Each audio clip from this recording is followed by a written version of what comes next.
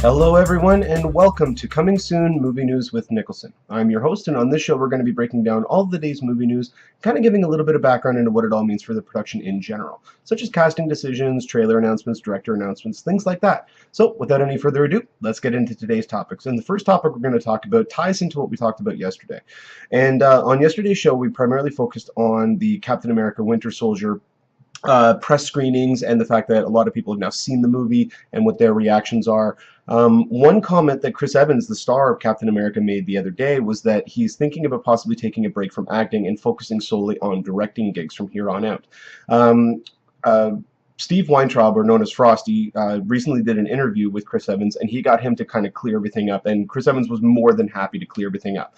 So he even said, he's like, I got to watch what I say, and I got to watch how I say it. So the main thing that he started off saying is that he has a 6-film contract with Marvel, and he fully plans on fulfilling that contract. He has no intention of trying to pull out of it or trying to renegotiate to have his contract shortened or anything of that sort. He fully intends to fulfill that. And so with that, he also stated that the cameo appearance that he had in Thor 2, Thor the Dark World, does not count, at least to his knowledge, does not count towards his contract. So that means that if he has 6 films, he was contracted for Captain America, the first Avenger, he was contracted for Avengers, and then Captain America Winter Soldier. That leaves Avengers 2, Captain America 3, and Avengers 3. So it looks like he's going to be there to fulfill the trilogy of the cinematic universe, or at least of the phases that Marvel has intended. Now, one other thing that he did state was that once he is finished with this, he does plan, at least for now, he does plan on going more so for directing and being behind the camera. But he's not opposed to sticking with Marvel. He did state in his interview that he has a lot to be thankful for what Marvel has given him. They've given him the types of opportunities to play the right type of character. He loves playing the character. He has no intention of setting that aside. And he did say that even though he may be taking a back seat to acting and being in front of the camera, that if he ever does come back in front of the camera, it will most likely be for more Marvel films. And he may even do what Robert Downey Jr. did and re-sign for a specific amount of projects and just be maybe in Avengers movies. Or maybe he'll re-sign for another 4 films. One of the reasons why Robert Downey Jr. wasn't re-signing was just because he is getting a little bit older, and to be able to maintain that kind of action-oriented character is very difficult. Now, if they decided to actually make an Iron Man movie where he is Iron Man a lot of the movie, as opposed to, I think in Iron Man 2, the movie was 2 hours and 24 minutes, and I think 22 of those minutes he was in the suit. So we had 2 full hours of him outside of the suit. If he's in the suit a little bit more, they can get away with having a stunt double and still have him included, which is I think what they're doing with the next Avengers movies. But Chris Evans is a lot younger than Robert Downey Jr. Chris Evans is still in his 30s, whereas Robert Downey Jr. is now in his late 40s, I believe almost 50, or if not, has already turned 50. So we don't have to worry about him possibly not coming back just because he's worried about getting pigeonholed or anything of that sort. Chris Evans has been able to diversify his career so that he doesn't have to worry about anything like that. And on top of that, they've shown now with Captain America and with Avengers, and now with the reaction people are getting from Captain America 2, or Captain America Winter Soldier, that he's not going to be burdened by being pigeonholed. People are going to be looking at him to star in as many movies as possible. He now has the ability to be a lot more selective. And so with that, he said that he's probably going to only stick with Marvel films in front of the camera, and anything else he does will be behind the camera, so directing or producing or even possibly even writing. A lot of people have come out of seeing 1:30 Train from the film festivals and stated that it was a lot better than they had anticipated, only because, again, he's a first-time director. Actors do work with a lot of different directors, and a lot of the time they do pick up a lot of the nuances and little things that make those directors unique, but sometimes that doesn't ever come out to be something that works. There are only a few that I can name just off the top of my head. We have Ron Howard, who went from acting to directing. Clint Eastwood went from acting to directing. Ben Affleck, acting to directing. Those are only the ones I can think of off the top of my head. I'm sure that there are more, so don't get mad at me if I can't remember them. But it's very few and far between. They're what's called the exception to the rule. So from what I've heard, it looks like he has done a really great job with 1:30 Train, which I am looking forward to see. Apparently it's going to be released sometime later this year. So that'll be interesting to see that. But I am really happy to hear that he fully plans on sticking with Marvel, that he loves the character of Captain America, because it does show on screen when an actor really does connect with the character that they're playing, you can see that additional level in their performance, as opposed to something like just reading off the page and thinking, okay, he's this type of guy, and then that's it. When characters actually, or when actors embrace the characters and they take on some of their nuances, which some people refer to it as method acting, um, you can really get an idea for what level of actor this person actually is. When you look at someone like Chris Evans, who's been able to do the comedy, he's been able to do action, he's been able to do serious roles. I mean, if anyone hasn't seen Street Kings yet, the movie as a whole wasn't all that great. It was entertaining, but his performance in that movie was very good. He played the partner of Keanu Reeves' character, and so he played a very good, very conflicted character. So I'm really intrigued to see what he's able to do now with the Steve Rogers character. And now that we know that he is contracted for at least 3 more films, that really does instill a little bit of hope in this franchise. So I'm really glad that Marvel's trying to keep him, that he has a good working relationship with them, so that he will continue to work with them. So really looking forward to seeing Captain America Winter Soldier, and that's actually what my next piece of information is. We're going to be getting a lot more information about this movie within the next couple of weeks as it comes up to its release date of April 4th, because all the embargoes are going to be, they're going to start to be lifted so that people can start talking about what they've seen. But that actually leads me to my next point, which as most of you know, whenever going to a Marvel film, and now other film franchises in general, they usually put a stinger at the end of the movie, or what's called an after-credit scene.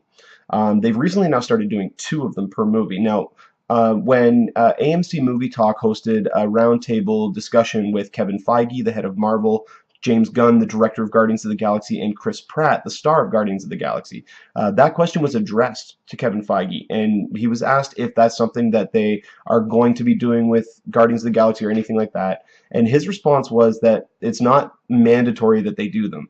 Most likely we're going to see them from now on. We might not always see 2, but he most likely will be seeing 1. But he said it's never mandatory. It's just if they come up with a good idea, then they'll throw it in there. They always work into the contracts for scheduling that they may have to come back for a week or 2 to film an additional scene or 2, not only with reshoots, but to also pack that in for an after-credit sequence. All right, look at Avengers. The shawarma sequence at the end of that movie was filmed after the world premiere of the movie. It was filmed like a week before it came out for everyone to see. So they're not shy from saving that till the end, from the very end, to make sure, okay, is this going to work? Are we able to do this? Are we able to do it convincingly? And then go from there. But with Captain America, even though people are embargoed from talking about it, they have been able to give out their reactions, which I spoke about yesterday. But one thing that's been confirmed, and actually Kevin Feige also confirmed this with an interview about Captain America, is that there are indeed 2 after-credit sequences, and one of them was actually directed by Joss Whedon himself, the man who directed the Avengers and is currently working on the Avengers Age of Ultron. So it was really interesting to see that. We knew for a while that this movie was going to directly tie into the events of the Avengers Age of Ultron, but we didn't quite know exactly how, and this really does aid in that, because not only did Joss Whedon direct it, but this specific one, which is supposedly the first after credit sequence, so the one in the middle, not the one at the end. And by the way, there is one after all of the credits, so make sure that if you go and see it, you stick until the end of the credits, because there is another after credit scene. But the one in the middle directly ties in to the Avengers Age of Ultron. That's the connecting tissue. The other one's going to be a fun one, like the shawarma sequence at the end of the original Avengers, but the mid-credit sequence of Avengers introduced audiences to Thanos, who, from what we can tell, is they're leading up for him to be the big bad in Avengers 3. So this one, there's been a rumor going around. Now, before I get any further, there are websites on there that are actually talking about what are included in these. I have not read them. I do not want to know. I don't mind speculating, because I think it's really cool to speculate, and then when you go and you see something different, you're kind of intrigued. So I have no problem with that.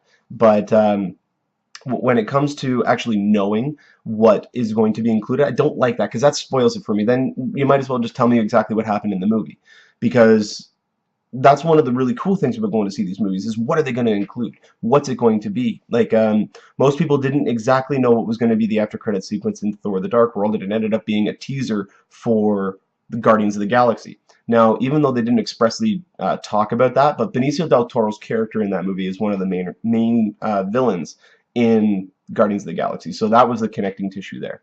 This one, from reports that I heard a while ago, these aren't current, these aren't the ones that are being spread, but from a while ago, they did state that the after credit sequence would most likely be introducing us to Quicksilver and Scarlet Witch, who are the two newest Avengers, played by Elizabeth Olsen and Aaron Taylor Johnson, respectively. So if it does end up being that, that's really cool. Not only because those are the new additions, but a lot of people don't know this, but the character of Quicksilver and Scarlet Witch are part of a unique deal that both Marvel and Fox have. Because, as most of you know, Fox has the X-Men movies, they have the Fantastic Four movies, but they don't have any of the other characters. Marvel has a lot of their characters, but they don't have X-Men, and those because they're owned by Fox. Part of that deal was that Quicksilver and Scarlet Witch were allowed to be used in both films. Now, they couldn't connect to the character, so you won't see Aaron Taylor Johnson appearing in an X-Men film as Quicksilver. However, in X-Men Days of Future Past, which comes out in May, does include Quicksilver and apparently a very young Scarlet Witch, like 5-6 years old Scarlet Witch. So Quicksilver is being played by Evan Peters, and the design on him is absolutely atrocious. I cannot get past it. It just looks bad. Everything on him is silver. His hair is silver. He's got like this weird Game Boy type thing on his belt. It looks just bad.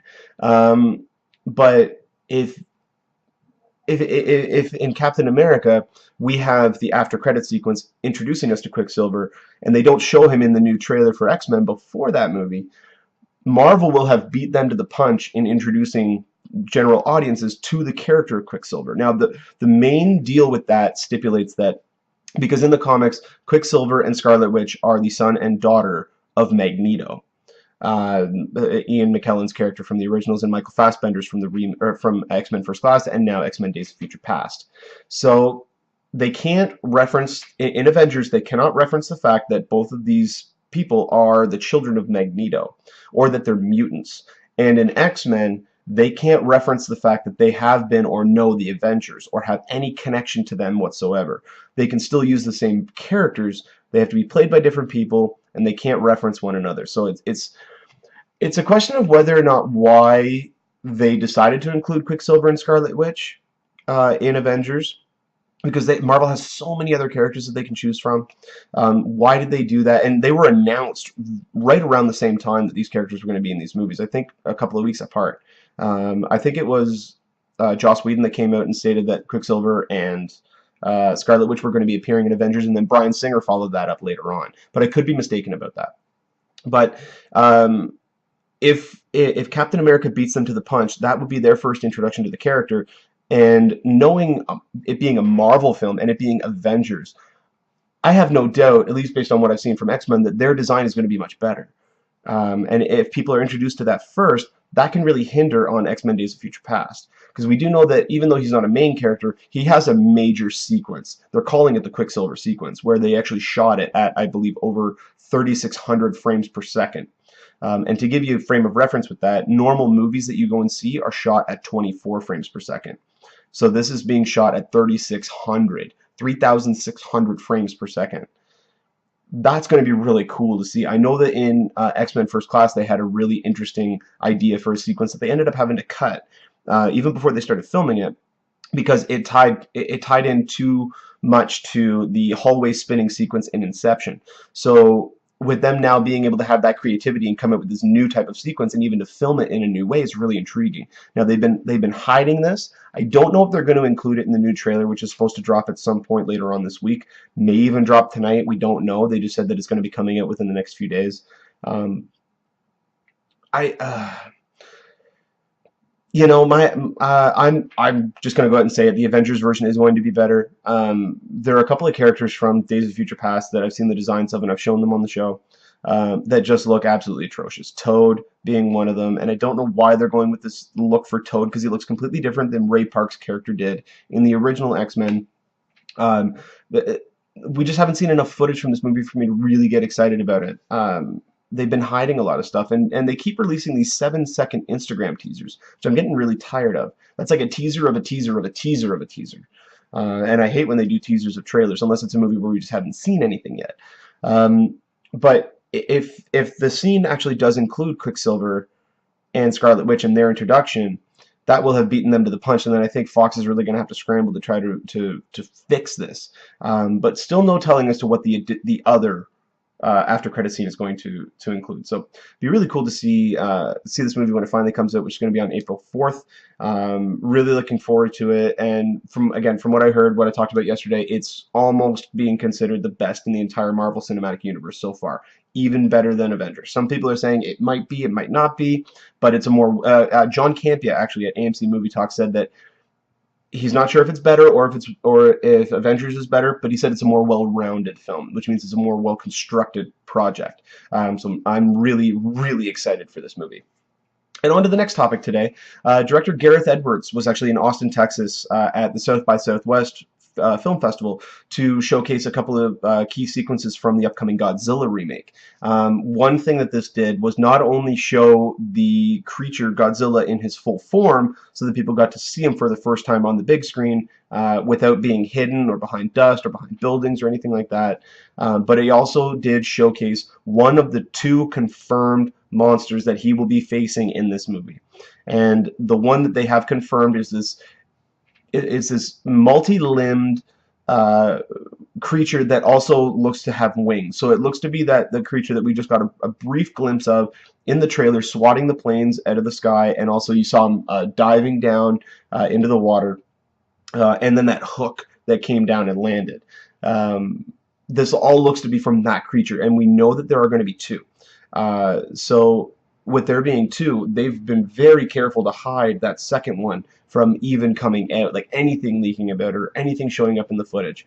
But everything that we've seen so far, they even went so far as to talk about the design of Godzilla and how, I'll actually read what some people state. They said it was, first off, Gareth Edwards came out and talked about how he thought that it was going to be the easiest part of the entire movie, the entire conceptual portion of it was to design Godzilla, because he said, look, we got him right there, we just based it off of that. And then he found that the conceptual ideas that they had for the movie were really constricting them in their design. And the way that they actually came up with the idea for the movie was, instead of it being instead of his creation, or at least this is what he's saying, from his creation being from the nuclear tests in the 1940s and the 1950s, that was actually them trying to kill him. And the idea that they went with was the design aspect would have been, people at that time would have actually seen this creature and seen the level of destruction that he did, and then went back to the Toho studios. Toho was the company that created the original Godzilla movies, went back there and created the man in the suit aspect of Godzilla, and then made movies about it. And this movie, you'll be able to see, okay, I see how you connected those 2 spots. I see how you got the man in the suit from this design aspect over here. So I still wish that they would actually show him, and I think they're going to show him in the final trailer that they reveal before the movie comes out. And because it comes out in the middle of May, I have a feeling we're going to see it probably within the next few weeks.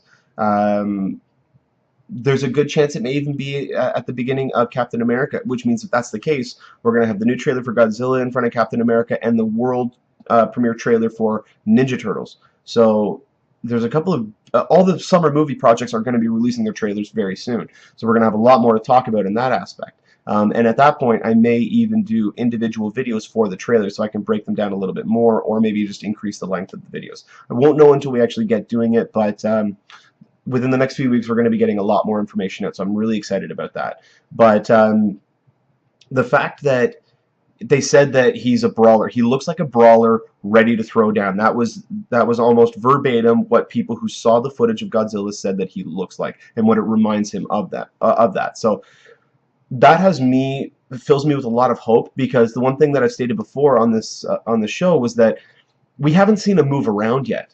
We conceptually, if you show us a picture, awesome, that's great. I want to see him move around. I don't want him to be to move and function like a man in a suit. I want him to be a lizard, a gigantic, burnt-looking, radioactive lizard who's going to be fighting these other creatures. And so I think that's what we're getting from this, but they haven't shown any of the footage yet of what he actually looks like while fighting. And I don't want him to just be like man in a suit like this, throwing a punch like, and if it's like that, it's just going to be bad. It's going to be cheesy. It's going to be corny, and I don't want any of it. But I don't think that's the direction they're going. This is more of a character-driven story with these fantastical monster elements in there. But we need to see a little bit more footage for people to really grasp what this movie is, because again, even though they're setting up the tone and the mood of this movie, from the footage I've seen so far, I'm getting a very 98 Godzilla vibe from this, and I don't like that. I know it's not going to have anything to do with it, but that's what I'm taking away from this footage. So we need another trailer to come out and actually showcase not only is it Godzilla, it's Godzilla fighting monsters. So, and some people have asked, like, oh, well, that creature's Rodan, or that creature's Ghidorah, or anything. The one creature that's got the wings and the multi-legs was part of the toys that were released for the movie a couple weeks ago. And the conceptual design showcased that not only did this creature have multiple limbs, it had wings, it had those claws, but it had a different name. It did not. I don't know exactly what the name was because I don't want to spoil myself, but I did read that it's not Rodan, it's not Ghidorah, it's not, at least from what I'm understanding, it's not one of the classic Toho monsters. Maybe the other one is, maybe it's Mothra, maybe it's Ghidorah. Ghidorah would be really tough to do, and I think they may save that for a sequel, but if they do Mothra, or at least introduce Mothra in this movie, that could be really cool. But Gareth Edwards came out and stated that this is a self-contained movie. He doesn't like doing after-credit sequences. He doesn't like doing anything like that. He doesn't like leading into another film at the end of this one. This is a self-contained story, and he has every intention of making this as good as possible, and if he gets to make a sequel, he's already got some ideas of what to do. So it's really exciting to see this right now. I just want to see a new trailer to get a really good grasp of the overall story that they're trying to tell. And the last bit of movie news today is actually in regards to the upcoming remake of Fantastic Four. So we know the main cast. We know that Miles Teller will be playing Mr. Fantastic. We know that Kate Mara will be playing the Invisible Woman. That Michael B. Jordan will be playing the Human Torch. And, oh, what's his name? Oh, he was in Jumper. Oh, I can't believe I'm forgetting his name. He's playing the Thing. He was also in King Kong. I can't believe I'm forgetting his name. Anyway, they've now narrowed down the short list for Doctor Doom. And again, yes, again, they're going with Doctor Doom. Fantastic Four, at least to start off with, doesn't have a lot of villains to really choose from and to mine from. So going with something like Doctor Doom really does help to expand this universe, and then they could go in with Silver Surfer or any of the other options that they would like to take on later on. But Doctor Doom is a really safe bet to relaunch your franchise, only because you can focus on the main core characters and already have an established bad guy. But they've narrowed down the short list to 4 people. So the first one is Sam Riley, who was in the movie On the Road and also in the upcoming Maleficent. Eddie Redmayne, who was in Les Miserables. Toby Kebbell, who was in Wrath of the Titans, and also upcoming Warcraft. Warcraft is a movie I'm really intrigued to see. And then Domhnall Gleeson, who most of you will know was Bill Weasley in the Harry Potter franchise, but he was also recently in a movie called About Time. But the main reason that I'm intrigued about Domhnall Gleeson, most of all, is because of his small role that he had in Dredd. Now, anyone who's seen Dredd, he was the guy he was the computer nerd with long hair, had the weird eyes, because I think his eyes had actually been removed and replaced with synthetics. They didn't really go too much into his character, but you could really see the tortured soul aspect of him. Seeing him in Harry Potter and then seeing him in this really shows his range and the fact that he can play multiple different characters, or even one character with multiple different sides. So he's the one who I'm championing right now to get the role. If it is down between these 4 people, I think he would have the most depth, the most range when it comes to the character, because I don't want them to remake the character that they did in the other movies, in the one from 2005 and 2007, because that character was a one-note character. He was, oh, I'm a billionaire, oh, I got lots of money, oh, hey, you know what, I'm a jerk, and I hate it. It was a one-note character. I hated that character. And so with them looking at the actors that they're going with, they're going in a much different direction, which I like. If they didn't go to Domhnall Gleeson, I wouldn't mind Toby Kebbell. I thought he did a great job in Wrath of the Titans. He was also in Prince of Persia. And with them casting him in Warcraft, I mean, that shows promise right there. Warcraft is a very big movie, not only because of the budget, but because of what it means for the film industry. This movie does really well and is quality and is really told really well. This opens up the floodgates for a lot of different types of movies. They thought that that would happen with Lord of the Rings back in 2001 to 2003, but it didn't. A lot of people actually, it went the opposite way. A lot of people actually were afraid that it would be deemed a Lord of the Rings knockoff. So those types of movies like the Sword and Sandal, the fantastical, epic, sorcery movies, they didn't start to come up because too many people felt that they were going to be rip-offs of Lord of the Rings. Warcraft, on the other hand, has the ability to open up those floodgates. And so if it's done really well with Duncan Jones directing it, Duncan Jones directed Moon and Source Code. The guy has done really great job so far. Moon is on my top 10 all-time favorite films. If anyone hasn't seen the movie Moon with Sam Rockwell, you need to check it out. Beautiful performance, amazing film, beautiful cinematography. It's just amazing to look at. But the story, it captivates you. It keeps you there. And the fact that they got Kevin Spacey to voice his robot friend Gertie, the fact that he doesn't really change his voice all that much. He kind of stays monotone, but you can hear the different emotions in his voice. That was how good of a performance that Kevin Spacey was able to do, and that was just voice. On top of Sam Rockwell's performance, which was by far one of the best performances of his career, if not the best. And he's been really skyrocketing. I still love him in Galaxy Quest. I think he's one of the best parts of Galaxy Quest.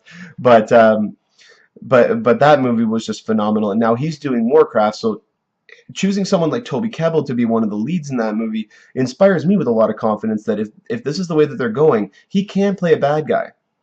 He can do that. He can play the good guy with the bad side, or he can play the bad guy with the good side, or just the bad guy in general. But right now, as it stands, in terms of acting chops, I think Domhnall Gleeson has the most out of all these guys. So if it comes down to between those two, I'll be happy with either one.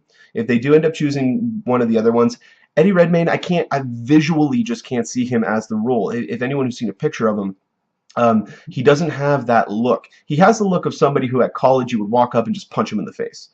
I'm just saying that's the impression that I get from him. He doesn't, and that's not what you want from someone like Doctor Doom. Doctor Doom needs to be a megalomaniac. He needs to be the head of a multi-million-dollar company. He needs to have that persona. Not to say that that needs to be the character, but he needs to have that persona, that amount of gravitas, and I don't think that Eddie Redmayne has that. And Sam Riley just hasn't done enough for me to see anything from him in that aspect. But I mean, all actors started somewhere. Look at Chris Hemsworth.